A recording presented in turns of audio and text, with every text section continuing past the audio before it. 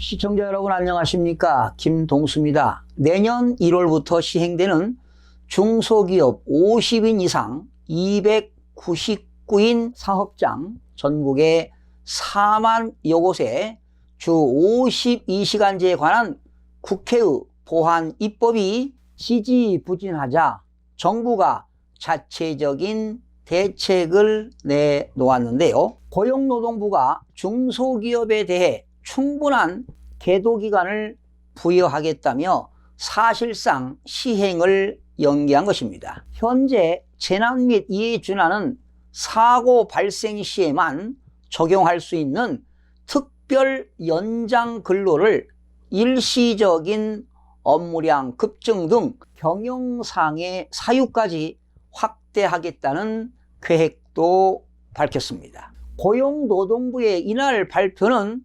근로기준법 개정이 국회에서 지연됨에 따른 고육지책으로 볼 수가 있는데요. 이렇게 제도 시행 1개월을 앞둔 상태에서 지금까지 준비되지 않은 중소기업들은 인건비 부담과 인력난을 걱정해야 하는데 한시름 덜게 되었습니다. 주 52시간 근무제는 경제협력기구 회원들 가운데 최장 수준인 근로시간을 줄이기 위해 주당 법정 근로시간을 68시간에서 52시간으로 단축한 것입니다. 국회는 지난해 2월 이런 내용의 근로기준법 개정안을 통과시켰으나 이를 보완할 법률은 함께 마련하지 않았습니다. 경직된 주 52시간 근무제는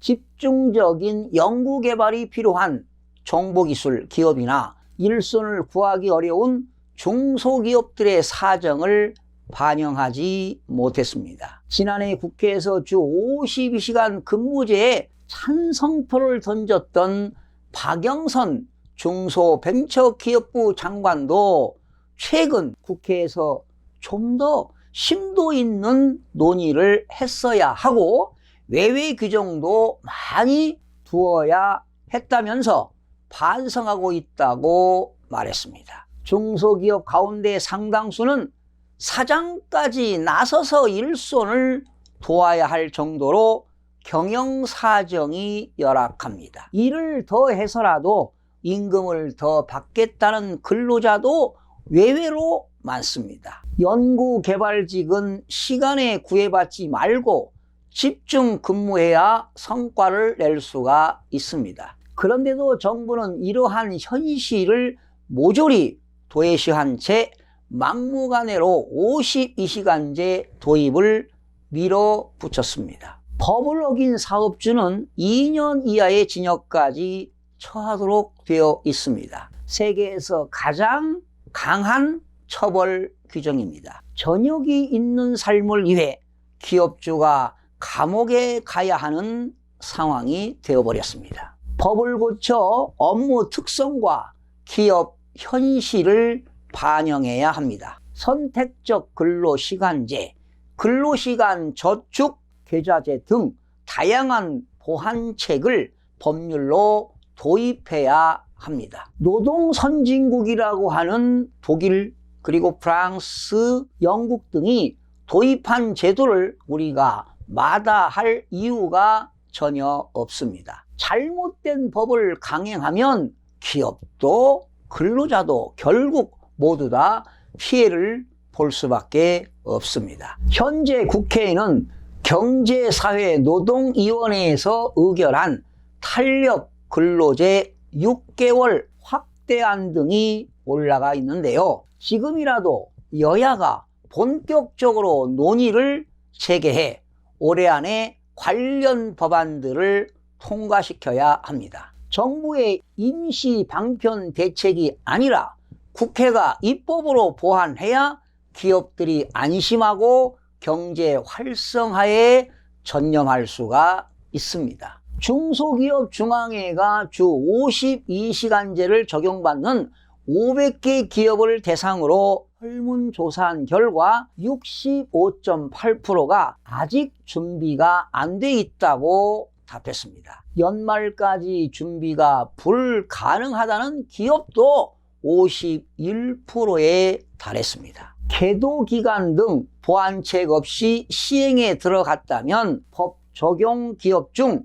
절반이 노동시간을 위반할 상황에 처했던 것입니다. 대부분의 중소기업은 생산 물량과 시기를 스스로 결정할 수 없는 납품업체이고, 대기업에 비해 노동 조건이 열악해 만성적 인력난을 겪고 있습니다. 여야는 중소기업들의 절박한 현실을 감안해 보완 입법을 서둘러야 합니다. 그렇지 않으면 최소한 법 개정이 마무리될 때까지 유예해야 할 것입니다. 작금의 시대는 강제 노동이나 중노동 시대가 아닙니다. 노사 스스로가 일을 더 하겠다고 하는 것조차 금지하는 나라가 또 있겠습니까? 기업은 환경 변화에 속수무책이고, 근로자는 임금이 줄어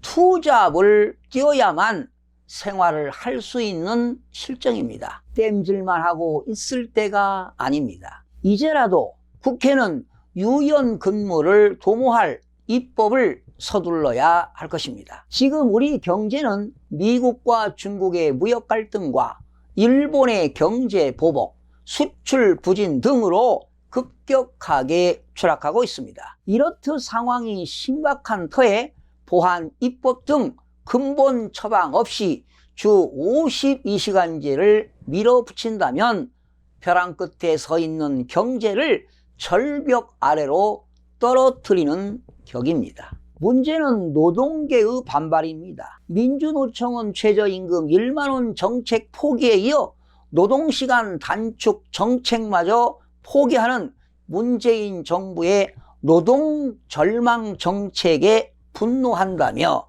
총파업 투쟁을 준비하겠다고 밝혔습니다. 한국노총도 지금 필요한 것은 노동시간 단축을 위한 정부의 강력한 정책 추진력이라며, 특별 연장 근로에는 노동시간 제한이 없기 때문에 노동자들의 무한정 장시간 노동을 피할 수 없다고 비판했습니다. 하지만 지금 나라 안팎으로 경제 여건이 악화 일로를 치닫고 있습니다. 노동계가 반대만 할 때가 절대적으로 아닙니다. 국민들의 우려에 귀를 기울여야 할 때입니다. 땜질 보완이나 하면서 세월을 보낼 만큼 우리에게 주어진 시간이 충분하지 않다는 사실을 명심해야 할 것입니다. 상황이 이렇게 악화된 것은 국회가 입법 기능을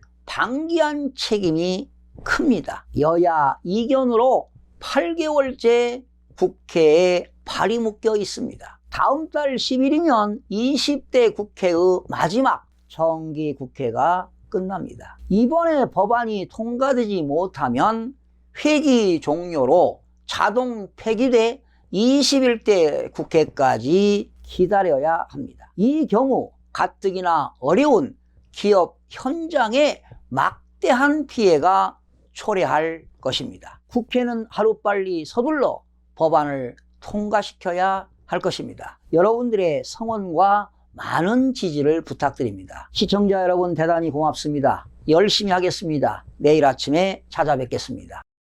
마음이 드셨다면 구독, 좋아요 꼭 부탁드리겠습니다. 고맙습니다.